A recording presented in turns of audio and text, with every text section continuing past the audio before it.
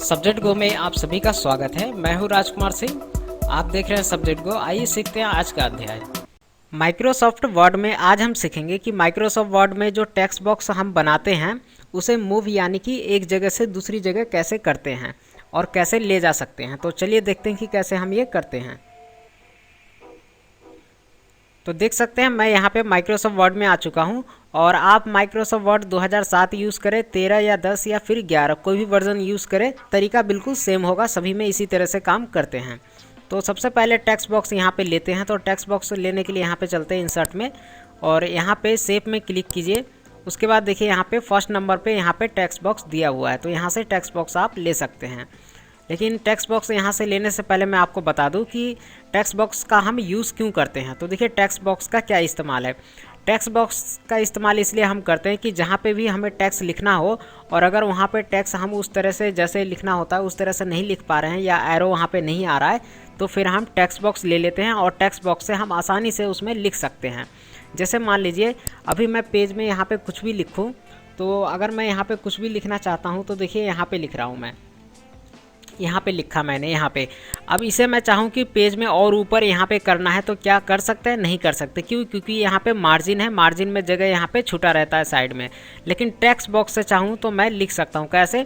यहाँ पे text box में जाएंगे, यहाँ पे शेप में, इंसर्ट में जाना है, इंसर्ट मेन्यू में, उसके बाद यहाँ पे शेप में जाके यहाँ पे टेक्स्ट बॉक्स पे क्लिक करना है। क्लिक करके और यहाँ पे माउस क्लिक करके दबा के इस तरह से खींचिए तो ये टेक्स्ट बॉक्स बन गया। अब इसके अंदर मैं यहाँ पे लिख सकता हूँ। देखिए देख सकते हैं यहाँ पे मैंने लिख दिया। लिखने के बाद यहाँ पे इसके चारों साइड में देखिए एक बॉर्डर आ गया है जो कि यहाँ पे ब्लैक कलर में है। तो यहाँ पे क्लिक कीजिए इस पर। जब इस पर आप क्लिक करेंगे टेक्स्ट बॉक्स पे, तो टेक्स्ट बॉक्स पे क्लिक करने के बाद देखिए आपके पास एक खुलता है ऊपर फॉर्मेट मेन्यू। फॉर्मेट मेन्यू क्यों खोला? क्योंकि यहाँ पे हम जो है शेप का यूज़ कर रहे हैं, तो शेप में कई तरह के अलग अलग फॉर्मेटिंग और डिज़ाइन हम करते हैं, तो इसलिए यहाँ पे डिज़ाइन और फॉर्मेटिंग करने के लिए यहाँ पे हमारे पास खुल के आ गया फॉर्मेट मेन्यू। अब फॉर्मेट मेन्यू में क्या करना है, फॉर्मेट मेन्यू में जाइए और यहाँ पे शेप फिल में जाइए, यहाँ पे कर दीजिए नो फिल। इसके अंदर अगर कोई कलर भरना है आपको तो यहाँ पे कलर चुन सकते हैं, जैसे येलो, ग्रीन, ठीक है, ब्लू, इस तरह से कलर चुन सकते हैं। लेकिन मैं यहाँ पे कर देता हूँ नो फिल, यानी कि मुझे कोई भी कलर नहीं भरना है। उसके बाद यहाँ पे शेप आउटलाइन में आउटलाइन का कलर चाहे तो यहाँ से चुन सकते हैं। आउटलाइन का वेट यहाँ पे क्लिक करके मोटा कर सकते हैं और चाहे तो आउटलाइन का डिज़ाइन बदल सकते हैं, यानी कि डैश वाला आउटलाइन यहाँ से ले सकते हैं। तो मैं यहाँ पे कर देता हूँ नो आउटलाइन, यानी कि आउटलाइन भी हमें नहीं चाहिए। और उसके बाद पेज पे यहाँ पे क्लिक कीजिए साइड में, तो देखिए हट गया। अब फॉर्मेट मेन्यू देखिए ऊपर हट चुका है। उसके बाद फिर इस पर अगर क्लिक करेंगे आप तो फिर से फॉर्मेट मेन्यू यहाँ पे खुल के आ जाएगा। अब इस टेक्स्ट बॉक्स को नीचे खींचना हो, जैसे पेज में यहाँ पे लाना हो या कहीं पे भी ले जाना हो, तो कैसे ले जाते हैं देखिए। यहाँ पे क्लिक करेंगे, क्लिक करने के बाद देखिए इसके चारों साइड में एक जो है यहाँ पे सेलेक्ट होके एरिया बन गया है बॉर्डर की तरह। तो इस पर आपको माउस लेके जाना है। जब माउस लेके जाएंगे तो देखिए इस तरह से उठाने वाला एक बटन बनता है। जैसे ही ये माउस का बटन बन जाए उसके बाद देखिए इस तरह का होगा।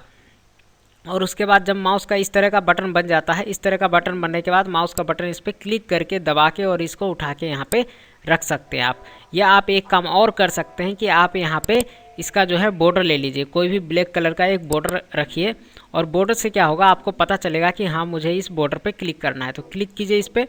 इसके अंदर पहले क्लिक करना है, ऐसा नहीं कि डायरेक्ट आप माउस लेके आए और बॉर्डर पे क्लिक करके उठाना चाहेंगे तो नहीं उठेगा। पहले इसके अंदर क्लिक कीजिए, उसके बाद इस बॉर्डर पे ऐसे लेके जाइए तो उठाने का बटन बनेगा। उसके बाद इसको आप कहीं पे भी मूव कर सकते हैं, इस तरह से कहीं पे भी रख सकते हैं। और उसके बाद इसके चारों साइड का बॉर्डर हटाने के लिए फॉर्मेट में जाइए, शेप आउटलाइन में जाइए और यहाँ पे कर दीजिए नो आउटलाइन। तो देखिए ये हट गया। तो देख सकते हैं बहुत ही आसान है, इसको कहीं पे भी उठा सकते हैं आप आसानी से। देखिए इस तरह से उठा के रख सकते हैं यहाँ पे क्लिक करके इस तरह से, क्योंकि पहले आपको टेक्स्ट पे क्लिक करना होगा। टेक्स्ट पे जब क्लिक करेंगे तभी आपको दिखेगा कि इसका जो बॉर्डर है वो कहाँ तक है।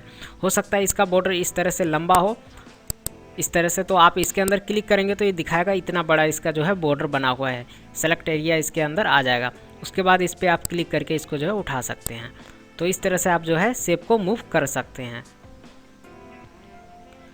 चलिए अब मैं आपको दूसरा शेप लेके दिखाता हूँ। इंसर्ट में जाते हैं और शेप पे जाते हैं और इसमें से ले लेते हैं ये रेक्टेंगल। उसके बाद रेक्टेंगल यहाँ पे ड्रॉ करते हैं।